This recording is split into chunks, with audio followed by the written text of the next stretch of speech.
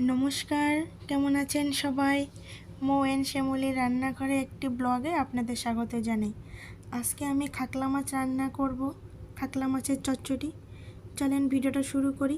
ভিডিওটা যদি ভালো লাগে অবশ্যই আমার চ্যানেলটাকে সাবস্ক্রাইব করে দেবেন আর লাইক কমেন্ট শেয়ার করতে একদমই ভুলবেন না।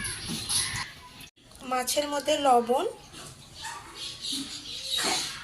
আর হলুদ আর সামান্য পরিমাণে তেল দিয়ে আমি মাছগুলোকে এখন মেখে নেব।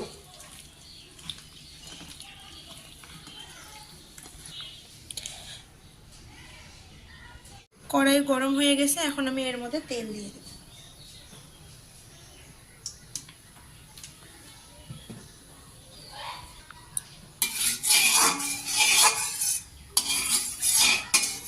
এখানে আমি 3টি মিডিয়াম সাইজের পেঁয়াজ কুচি করে নিয়েছি, এখন আমি তেলের মধ্যে দিয়ে দেব।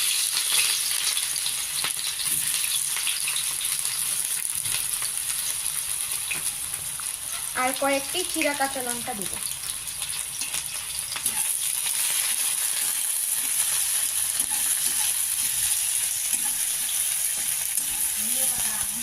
পেঁয়াজগুলোকে আমি লাল লাল করে হালকা ভেজে নিয়েছি, এখন আমি লবণ হলুদ মাখা মাছগুলো এর মধ্যে দিয়ে দিই।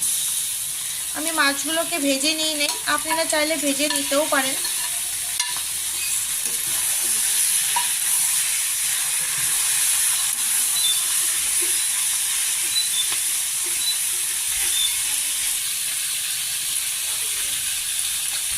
মাছগুলিকে আমি হালকা হালকা করে ভেজে নেব।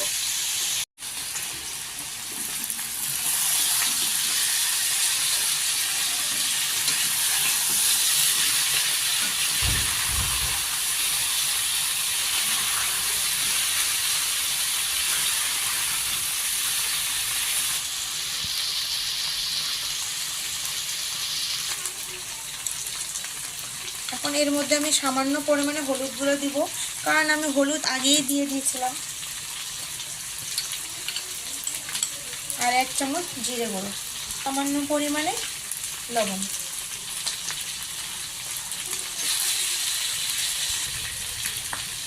এখন আমি এর মধ্যে জল দিয়ে দিই।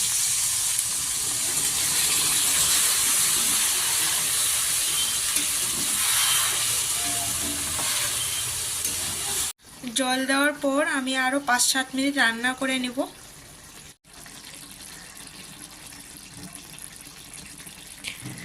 রান্নাটা হয়ে গেছে, এখন আমি এর মধ্যে ধনেপাতা দিয়ে নামিয়ে নেব। আমি এর মধ্যে এখন এই ধনিয়া পাতাটা দিয়ে নামাই নেব।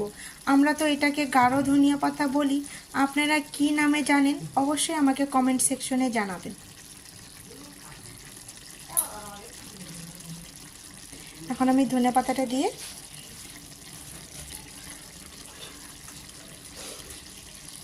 নামিয়ে নেব।